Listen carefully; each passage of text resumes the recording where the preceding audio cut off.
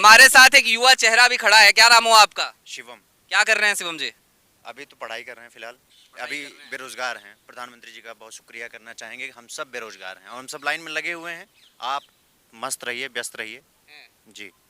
मतलब तुम तो यार आते ही धुआंधार एकदम बैटिंग कर दिए। नहीं, कोई ऑप्शन नहीं छोड़े हैं ना ये 69,000 छात्र जब इनके लखनऊ वाले कार्यालय पे जाएंगे तो इनके पास तो पावरफुल सत्ता है, ये डंडे से पिटवाएंगे, गोजी मरवाएंगे और ये फिर से वादा करेंगे कि हम उत्तर प्रदेश में दोबारा आएंगे और हम इतने बेवकूफ़ हैं कि हम इनको लाके फिर से खड़ा कर देंगे। यार तुम मतलब एक बात बताओ, किसी पार्टी वार्टी के भी प्रवक्ता हो क्या? नहीं नहीं, प्रवक्ता हम किसी के नहीं हैं। हम एक बात बता रहे हैं, जैसे अभी आप ही ने कहा ना कि बात बड़ी अच्छी कर रहे हो। हम मुख्यमंत्री नहीं चुनते हैं। हम नौजवान हैं। अगर हम 24 साल की उम्र में मास्टर्स बैचलर सब कुछ पढ़ाई करके भी अगर बेरोजगार हैं, इसकी जिम्मेदारी कौन लेगा? इसकी जिम्मेदारी मायावती जी को दे दें कि मोदी जी तो कहते हैं कि भैया पकौड़ा तलना भी रोजगार है। हाँ, तो पकौड़ा तल ही रहे हैं हम लोग, क्या करें? इसके सिवा कोई ऑप्शन छोड़े हैं वो पकौड़ा तलने के? ये जो बड़े बड़े साइंटिस्ट बनते हैं, इंजीनियर बनते हैं, ये सब क्या करें? ये सब पकौड़ा तल के जाते हैं। अच्छा। ये पढ़ाई वढ़ाई करते ही नहीं है। ये तो प्रधानमंत्री जी बताते हैं पकौड़ा तलना है हमको, हम वही तल रहे हैं। अभी क्या करें इसके आगे? अच्छा चलो ठीक है, तुम्हारे मन की पीड़ा जायज है। ये बताओ, नोएडा में इलेक्शन है, यहाँ पे ही पढ़ाई किए हो, यहीं रह भी रहे होगे, तो नोएडा के राजनीतिक माहौल से भी परिचित होगे।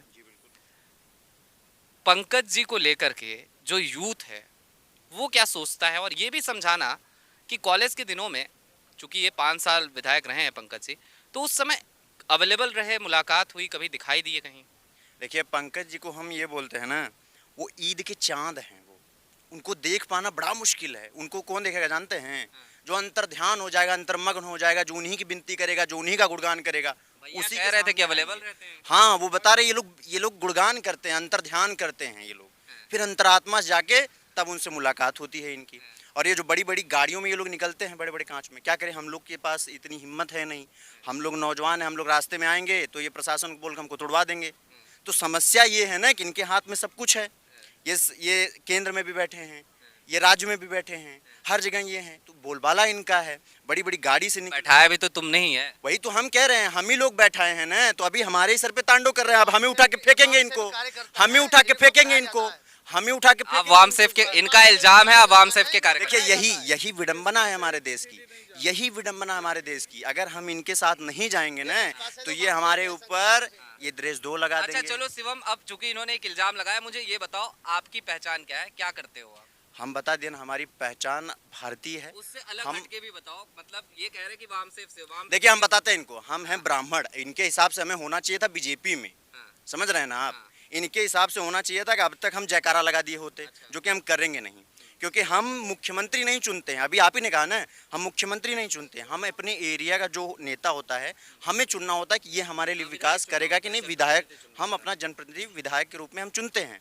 लेकिन सवाल ये है ना कि जो सत्ता में है, अगर हम उसको फिर से चुने, उसको ले जाके फिर से बैठा दे, फिर बड़ी बड़ी गाड़ियों में जाए, वो थार से घूमे और हमें यहाँ थापड़ पड़ते रहें, फिर ये लोग खुश रहेंगे। शासन काल में यहाँ पर नोट गिनने की मशीन लगी थी। ये इनका इल्जाम है, समझे नहीं? ये इल्जाम बार बार लगा रहे हैं कि तुम वाम सेफ से हो शिवम। जब हाँ। इनका शासन काल था, तो उस ये वक्त बताओ, नहीं होता था। पढ़ाई लिखाई कहाँ तक हुई, क्या किया? देखिए, पढ़ाई लिखाई हमने बैचलर में की, फिजिक्स केमिस्ट्री मैथ्स से। फिर हमें लगा भाई, हमने मास्टर भी किया। फिर मास्टर हमने जर्नलिज्म में किया, पत्रकारिता के अच्छा, क्षेत्र में हमने पत्रकार किया। हैं आप। हाँ, लेकिन सुनिए ना, सुनिए, हम बताते हैं। ये पत्रकारों की भी ऐसी बजा के रखे हैं ना ये लोग, कि अभी पत्रकारिता करने का भी मन करता, वरना ये माइक हमारे हाथ में होती, आपके हाथ में नहीं होती, और आपके हाथ में होती तो हमारे हाथ में भी होती, हम भी इनसे सवाल पूछ रहे होते। लेकिन ये क्या करते हैं जानते हैं? ये पत्रकार जो बोलेगा ना, आप जानते हैं उत्तर प्रदेश में पत्रकारों का क्या हाल होता है? ये लोग उठा के डाल देंगे, छेलते हैं। पूछेगा भी नहीं कोई आपको।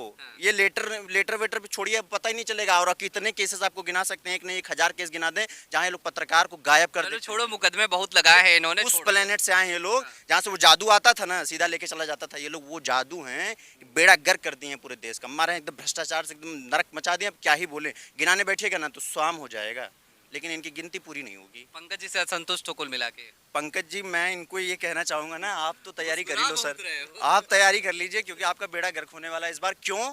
क्योंकि भाई साहब, शिक्षा से लेके, स्वास्थ्य से लेके, सुरक्षा से लेके, महिलाओं की सम्मान से लेके, बच्चों से लेके, सबका बेड़ा कर रखा। क्यों कर रखा है? आप सुनिए हमारी बात, आप सुनिए, आप क्यों कर रखे हैं जानते हैं? क्योंकि आपके जो पिताजी हैं ना, वो जहाँ बैठे हैं आपको आँच आने नहीं देंगे, लेकिन अब हम लोग आग लगा दिए हैं आपके नीचे। अब आपकी जमीन गीली पड़ेगी, ये तो तय है।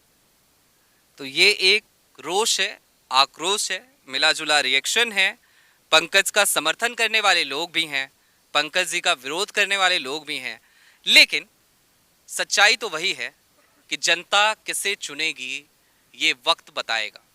ये आक्रोश, ये आवेश और फिर ये डर भी कि भाई आखिरकार खुल करके सत्ता की मुखालफत कौन करे, क्योंकि सत्ता जिनके हाथों में है उनके हाथों में ताकत है। लेकिन इंडिया रिपोर्ट हमेशा निष्पक्ष रहा है, रहेगा।